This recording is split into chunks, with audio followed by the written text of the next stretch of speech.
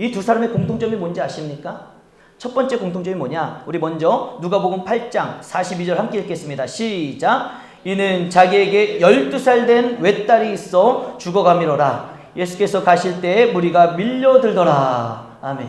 여러분 찾으셨습니까? 회당장 야이로와 이 혈루증을 앓던 여인의 두 사람의 공통점 무엇입니까? 12년이라는 공통점이 있어요. 그 딸은 죽어가는 딸, 죽은 딸은요 12살. 그리고 이 여인 역시 12년 동안 혈루증을 앓았던 거예요. 여러분, 이 10이라는 숫자가 공통점인데 성경에서 말하는 이 10이라는 숫자가 뭘 의미하는지 아십니까? 구약 성경에 12지파, 신약 성경에 12제자, 뭘 의미하는 것 같아요? 바로 이스라엘을 대표하는 숫자입니다. 10이라는 숫자는 이스라엘을 의미하는 숫자예요. 이스라엘 민족이 어떤 민족입니까? 하나님의 백성들이잖아요. 그러니 이 10이라는 숫자는 이스라엘 민족이요 하나님의 백성을 의미하는 숫자라는 겁니다. 그러므로 지금 12살 된 딸이나 12년 된 혈루증을 앓던 여인이나 뭐예요? 현재 하나님의 백성된 이스라엘 민족의 처참한 상태를 지금 의미하고 있다는 거예요. 이스라엘 백성들이, 이스라엘 민족이 지금 어떤 상태라는 거예요? 영적으로 병들어 있고 영적으로 죽어가고 있던 상태라는 거예요. 마치 그 소녀처럼, 이 혈루증을 앓던 여인처럼 부정하게 됐고 죄인으로 그 영적으로 죽어가고 있던 그 이스라엘 민족을 의미하고 있는 것 아니겠습니까? 여러분, 이렇게 무너져 있는 하나님의 백성, 이스라엘 백성들에게는요 다름 아닌 바로 예수님의 은혜로 인하여 회복되어져야 된다라는 이 메시지가 기록되어 있는 거예요. 그 죽은 12살 된 소녀에게도 예수님이 필요했듯이, 이 12년 동안 혈루증을 앓고 있던 여인에게 예수님이 필요했듯이 이스라엘 민족에게 예수님이 필요한 거예요. 구원의 은혜가 그 민족에게 필요한 겁니다. 여러분, 이 말씀은요 더 나아가서 죽어가는 딸처럼, 질병을 고통당하는 여인처럼 하나님의 백성된 우리에게도, 저와 여러분들에게도 예수님이 필요하다는 거예요. 우리의 삶도 여러 가지 육신의 질병, 마음의 질병, 영적으로 죽어가고 있는 사람들 가운데 필요한 것이 바로 주님의 은혜, 예수님의 은혜가 필요하다는 겁니다. 사랑하는 성도 여러분, 여러분들의 삶 가운데 예수 그리스도를 영접하고 만나고 주님의 은혜로 죽은 자가 살아나고 또한 병든 자가 고침받았던 것처럼 저와 여러분들의 삶 가운데도 주님의 은혜로 놀라운 은혜와 역사가 일어나기를 주님의 이름으로 축복합니다. 그렇게 우리에게 예수님 필요한 거예요. 여러분, 회당장 야이로와 12년 동안 혈루증을 앓았던 여인의 또 다른 공통점 하나가 뭔지 아십니까? 우리 다 같이 한번 읽어보도록 하겠습니다. 시작. 예수님을 향한 믿음의 확신을 가지고 나아가 예수님께 엎드렸다는 사실입니다. 여러분, 두 번째 공통점은 이 두 사람이 엄청난 인생의 문제를 안고 있을 때 그 문제를 가지고 예수님 앞에 믿음으로 엎드렸다는 거예요. 이게 두 사람의 특징, 공통점입니다. 그러므로 여러분들의 인생에 예수님이 필요하다라고 믿는 여러분들 중에 예수님의 능력, 주님의 능력으로 확신하는 믿음으로 이제 주님 앞에 나아가 엎드리는 믿음의 행위를 보이시기를 주님의 이름으로 축복합니다. 우리도 이들처럼 믿음의 행위가 있어야 되는 거예요. 내가 주님이 필요하다는 것이 믿어지고 고백이 되어지고 주님의 은혜를 사모한다는 그 믿음이 있다면 이제 그 믿음의 행위가 있어야 되는 거예요. 회당장 야이로도, 이 혈루증을 앓던 여인도 그들은 믿음으로 가만히 있었지 않습니다. 그들은 그 믿음을 가지고 예수님 앞에 엎드렸다는 거예요. 주여! 주여! 주님이 오셔서 내 딸을 손을 얹으면 나을 줄 내가 믿습니다. 주님 앞에 나아가는 믿음이 있었고, 그 혈루증 앓던 여인도 모든 인파를 뚫고 모든 상황과 환경을 극복하고 주님 앞에 나아가 예수님의 옷자락에 손을 대어지는 그런 믿음의 행위가 있었던 것 아니겠습니까? 그렇게 믿음으로 나와 엎드리는 혈루증을 앓던 여인에게 예수님이 이렇게 말씀하시는 거예요. 우리 다 같이 마태복음 9장 22절 함께 읽겠습니다. 시작. 예수께서 돌이켜 그를 보시며 이르시되 안심하라, 내 믿음이 너를 구원하였느니라. 아멘. 내 믿음이 너를 구원하였느니라. 주님은 지금 그 여인의 믿음을 보고 계시는 거예요. 그리고 그 믿음이 나를 살리는 겁니다. 오늘 말씀의 제목이잖아요. 믿음이 나를 살게 한다. 그 믿음이 이 여인을 살게 하는 겁니다. 또한 회당장 야이로의 믿음을 보시고 그의 집에 도착하셨잖아요. 가셨잖아요. 여러분, 그때 어떻게 하시는지 아십니까? 사람들은 이미 피리를 불며 장례를 치르기 시작했습니다.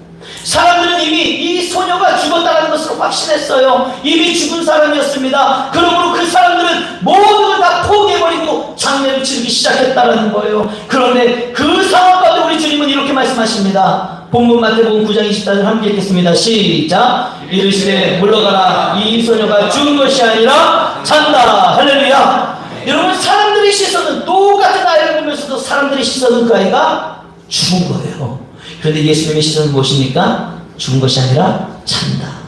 여러분들의 시선이 바뀌길 주님의 이름으로 축복합니다. 여러분, 우리 주님은 가능성을 말씀하시고 된다라고 말씀하시고 승리할 것을 말씀하시는데 우리 시선은 얼마나 어리석은지 안 된다, 죽었다, 망했다. 그 여러분들의 인간적인 시선이 싹 다 사라지고 믿음의 시선으로 모든 걸 바라보고 승리하는 우리 모두가 되길 주님의 이름으로 축복합니다. 이제 예수님은 죽은 것이 아니라 잔다라고 말씀을 하시는 거예요. 그런데 여러분, 어린 사람들은 그 말씀을 듣고 어떻게 합니까? 비웃어요. 비웃었다라고 성경이 기록하고 있지 않습니까? 여러분, 비웃는 사람들 앞에서 이어지는 말씀을 보면은 예수님이 어떻게 하십니까? 우리 마태복음 9장 25절 다 같이 한번 읽어보겠습니다. 시작. 예수께서 들어가사 소녀의 손을 잡으심에 일어나는지라. 할렐루야. 여러분, 죽은 줄만 알았는데, 끝난 줄만 알았는데 예수님을 만나고 나니, 예수님의 손을 잡으니 어떤 일이 벌어지는 거예요? 살아나는 역사가 나는 거예요. 여러분, 우리가 주님을 만나야 됩니다. 주님 앞에 엎드려 나아가 믿음으로 기도하는 그 시간을 통해 주님을 만나야 돼요. 만나야 문제가 해결되고 예수님을 만나야 우리의 삶이 일어나는 역사가 일어나는 거예요. 사랑하는 성도 여러분, 예수님을 향한 믿음이, 그 믿음의 행위가 예수님을 자리에서 일어나게 하셨고요. 예수님이 그 믿음을 모시고 일하기 시작하시면 예수님의 능력이 실제가 되는 거예요. 생각으로 머무는 것이 아니라 예수님이 일하시면 그 아이가 손을 잡고 일어나는 실제가 된다는 것 아니겠습니까? 그러므로 여러분, 우리가 확신을 가지고 행해야 될 믿음의 모습이 있습니다. 우리가 알고 있는 하나님에 대한 믿음과 확신이 내가 믿음의 행위로 이어질 때 그 믿음대로 실제가 된다는 거죠. 자, 우리가 해야 될 믿음의 행위가 무엇인지 우리 함께 살펴보겠습니다. 우리 첫 번째, 우리 다 같이 한번 읽어보겠습니다. 시작. 예수님의 능력을 확신하며 주님 앞에 엎드리는 것입니다. 할렐루야. 내가 주님을 향한 확실한 믿음이 있다면 여러분, 회당장 야이로처럼 또한 22년 동안 혈류증을 앓았던 여인처럼 주님 앞에 엎드리는 믿음의 행위가 있어야 됩니다. 즉, 엎드리는 행위가 무엇입니까? 주님 앞에 엎드려 기도해야 되는 거 아니겠어요? 예수 이름으로 부르짖어 기도하는 기도의 삶이 회복돼야 되는 거예요. 사랑하는 성도 여러분, 여러분들의 삶의 현장에서 믿음과 확신의 기도가 회복되기를 주님의 이름으로 축복합니다. 24년도에는 여러분들의 기도가 더욱더 많아졌으면 좋겠습니다. 하나님의 믿음의 기도가 이루어졌으면 좋겠습니다. 하나님 앞에 올려드리는 기도의 향기가 날마다 올라가서 여러분들의 삶 가운데 기도하는 대로, 믿음대로 하나님이 일하시고 역사하시는 은혜가 이루어지기를 주님의 이름으로 축복합니다. 두 번째, 우리가 행해야 될 믿음이 무엇입니까? 우리 다 같이 한번 읽어보겠습니다. 시작. 믿음으로 감정을 이기는 것입니다. 할렐루야. 여러분, 믿음으로 감정을 이기는 것이 얼마나 중요한 일인지 모릅니다. 여러분, 사람이 무너지고 망하는 게 무엇인지 아십니까? 환경과 상황 때문인 것 같지만 그렇지 않습니다. 우리가 망하고 무너지는 것은 내 감정이 무너지기 때문에 그 환경과 상황이 내가 무너지고 마는 것 아니겠어요? 아무리 극한 상황이 온다 할지라도 내 마음이 살아있으면, 내 마음이 무너지지 않으면 여러분, 우리는 끝까지 그 길을 가고 승리에 이룰 수 있는 것입니다. 회당장 야이로는요, 그 긴박한 상황 가운데, 딸을 살리는 그 긴박한 상황 가운데 예수님이 발걸음을 멈추셨잖아요. 그때 여러분, 그가 가질 수 있는 감정은 여러 가지겠지요.